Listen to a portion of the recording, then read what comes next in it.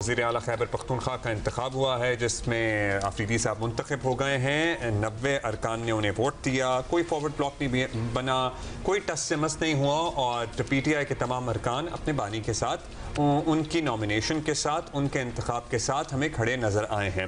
Opposition ने भी अपने नॉमिनीज़ के कागजात नामजदगी जमा कराए थे और कल से PTI ने अदालत में दरख्वास्त दायर कर दी थी कि हलफ इनके नौ मुंतखब वज़ीर आला सोहेल आफरीदी से लिया जाए, लेकिन उसकी आज क्या दोबारा समाअत होनी है और दीगर जो जमातें हैं, जो अपोजिशन की जमातें हैं, उन्होंने पेशावर हाई कोर्ट से रब्ता कर लिया है और इस इंतखाब को चैलेंज कर दिया है। दानियाल अजीज हमारे साथी हैं, बताइएगा दानियाल, एक तो जो PTI की दरख्वास्त थी उस पर क्या अपडेट है और दूसरा जो अपोजिशन की दरख्वास्तें हैं वो उन पर समाअत क्या होती हुई नजर आ रही है आपको?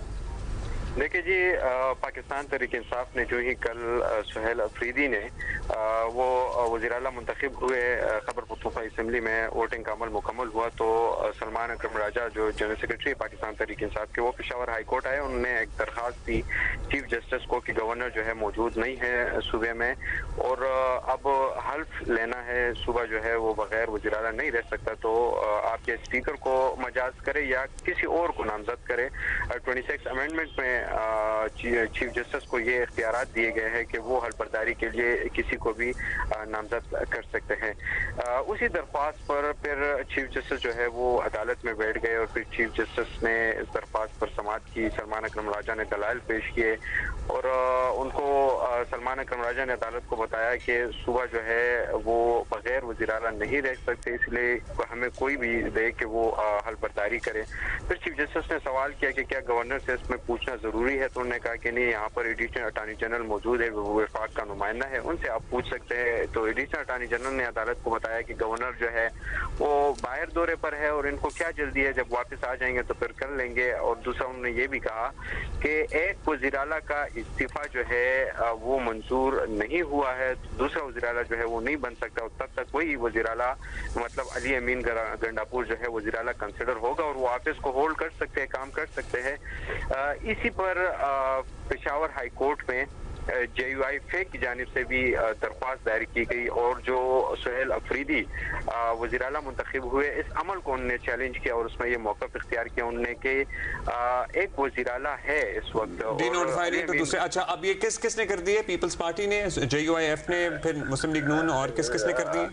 JUIF ने अभी दरख्वास्त जमा की है और पाकिस्तान पीपल्स पार्टी जो है वो दरख्वास्त जमा करेगी और दीगर जो अपोजिशन जमातें हैं वो भी इसके खिलाफ आएंगे यहाँ पर और दरख्वास्त जो है वो जमा। तो ये हलफ बर्दारी की समाअत के साथ ही हलफ बर्दारी वाला जो केस है जो सलमान अकरम राजा साहब ने दरख्वास्त जमा कराई है, उसके साथ इसको सुना जा सकता है या ये अलग केस बनेगा?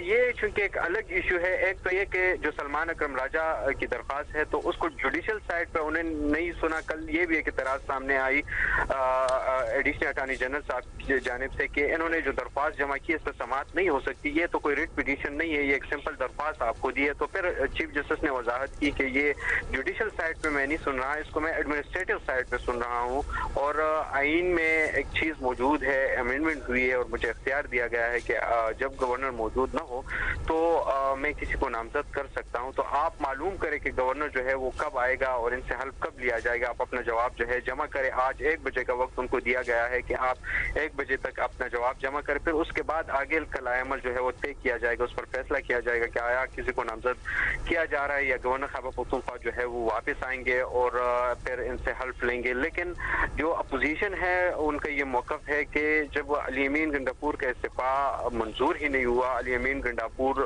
को गवर्नर ने बुलाया है इस्तीफा की तस्दीक के लिए और एस्टेब्लिशमेंट ने अली अमीन गंडापुर को डी नोटिफाई नहीं किया है, तो कैसे फिर दूसरा वज़ीर आला जो है वो मुंतखब हो सकता है? यहाँ एस्टेब्लिशमेंट डिवीजन की बात हो रही है। बहुत शुक्रिया आपका दानियाल, थैंक यू।